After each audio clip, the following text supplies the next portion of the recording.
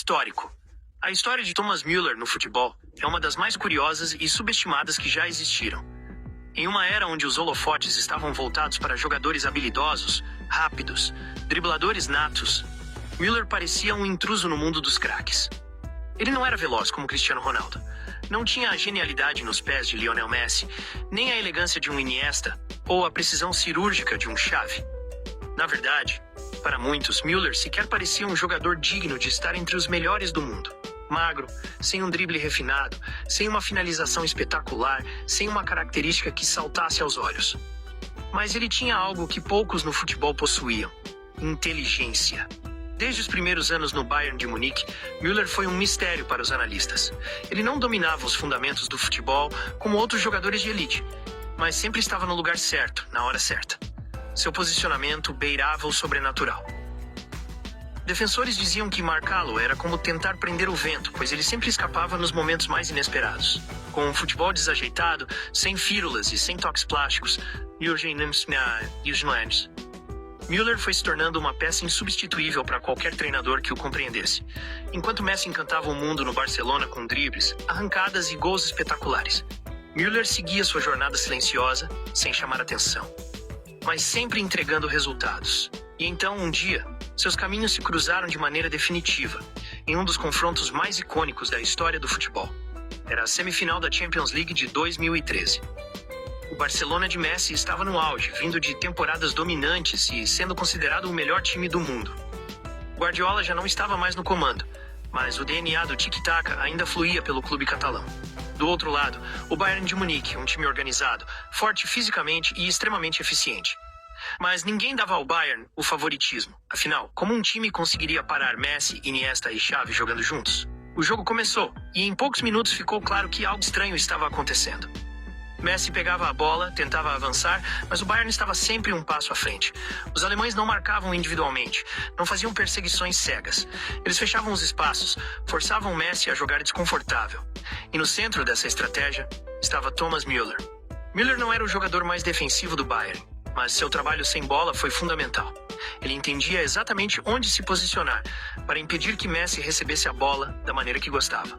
Quando Messi tentava arrancar, Müller já estava ali, fechando o ângulo, obrigando o argentino a recuar ou tocar para o lado. E quando o Bayern tinha a bola, Müller fazia exatamente o oposto.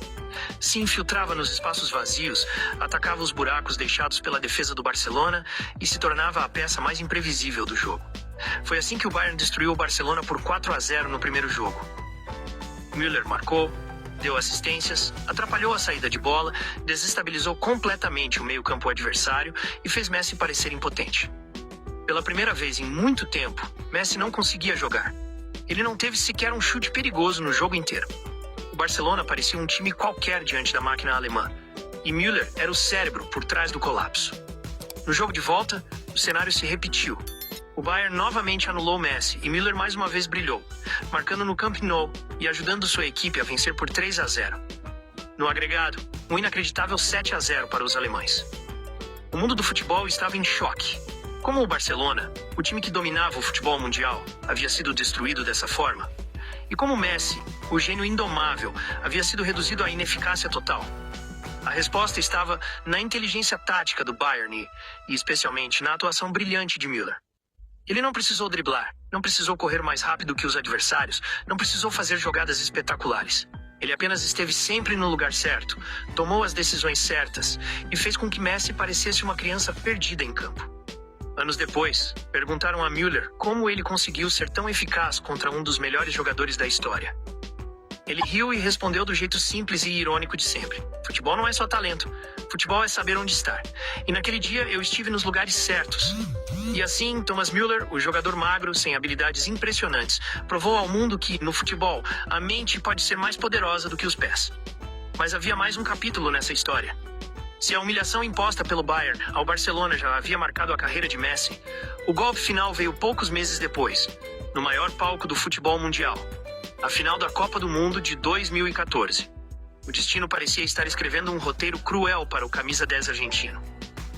Depois de ser destruído pelo Bayern de Müller na Champions, Messi tinha agora uma nova chance de redenção. Ele liderava a Argentina até a final da Copa, carregando o sonho de um país inteiro.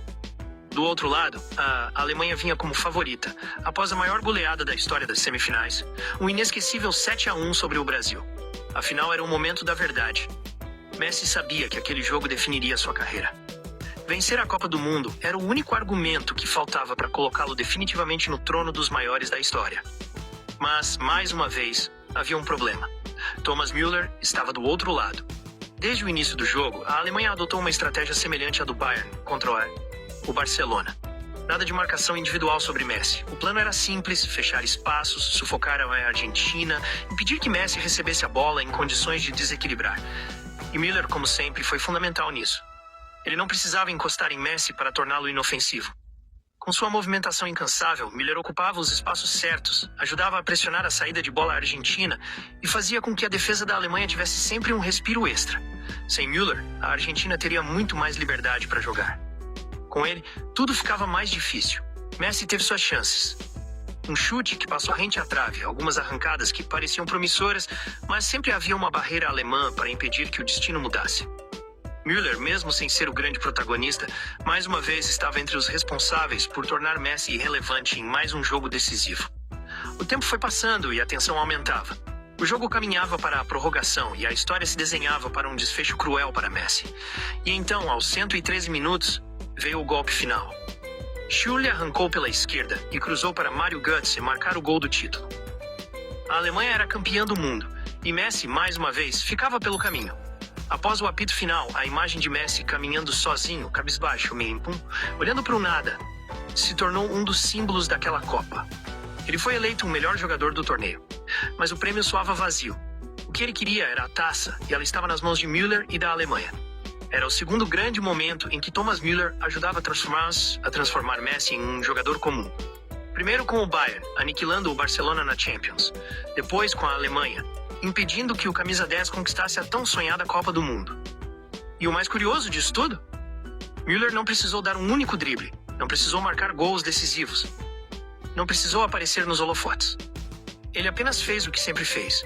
Esteve no lugar certo, no momento certo, e fez seu time vencer. No final, Messi ainda construiria uma carreira lendária, mas nunca esqueceu aqueles momentos. Porque no futebol, algumas derrotas marcam mais do que qualquer vitória. E em duas das maiores de sua carreira, havia um nome sempre presente: Thomas Müller. O jogador magro, sem habilidades extraordinárias, que fez Messi Prime parecer uma criança. Os anos passaram, e o legado de Thomas Müller só cresceu. Enquanto Messi continuava sua busca pela redenção, tentando apagar aquelas dolorosas derrotas, Müller seguia seu caminho sem pressa, sem pressões, sem precisar provar nada para ninguém. No Bayern, ele se tornou uma lenda viva, quebrando recordes, empilhando títulos e mostrando que sua fórmula para o sucesso era inquestionável. Mesmo sem ser um driblador nato, sem possuir uma finalização espetacular ou uma força física impressionante, ele sempre encontrava uma maneira de ser decisivo. Seu estilo de jogo, muitas vezes descrito como estranho ou desajeitado, na verdade era uma obra-prima de inteligência e leitura de jogo. E talvez essa seja a grande ironia da história. Enquanto o mundo do futebol se encantava com jogadores esteticamente perfeitos, como Messi, Neymar ou Cristiano Ronaldo, Thomas Müller era a prova de que futebol não é apenas talento bruto. É sobre entender o jogo, sobre estar no lugar certo na hora certa, sobre tomar decisões melhores do que os adversários. Mesmo com o passar do tempo, ele nunca perdeu sua essência. Continuou sendo aquele jogador que ninguém sabia exatamente como definir. Era atacante, meia, segundo atacante, ponta. A verdade é que ele era tudo ao mesmo tempo, e talvez tenha sido exatamente isso que fez dele um dos jogadores mais difíceis de marcar na história do futebol. Messi, por outro lado, finalmente conquistou sua redenção em 2022, levando a Argentina ao título mundial. Mas mesmo naquele momento de glória, ele nunca conseguiu reescrever os capítulos que Müller ajudou a escrever em sua história.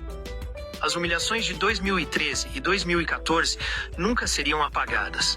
E, no fim das contas, Thomas Müller nunca precisou da idolatria global, de prêmios individuais ou de manchetes sensacionalistas para ser um dos maiores de sua geração. Sua trajetória foi escrita de forma diferente, sem brilhos exagerados, sem arroubos de genialidade aparente, mas sempre com eficiência implacável. Se o futebol é um jogo de arte e espetáculo, Müller provou que também é um jogo de inteligência e estratégia. E enquanto muitos tentaram driblar seu caminho até o topo, ele simplesmente encontrou o caminho certo. Ele não foi o mais talentoso, ele não foi o mais técnico, mas foi um dos mais vitoriosos. E no final das contas, quando se olha para os grandes momentos do futebol, uma coisa é certa: Thomas Müller sempre esteve lá. E para sempre ele será lembrado como um homem que, sem habilidades extraordinárias, fez Messi Prime parecer uma criança.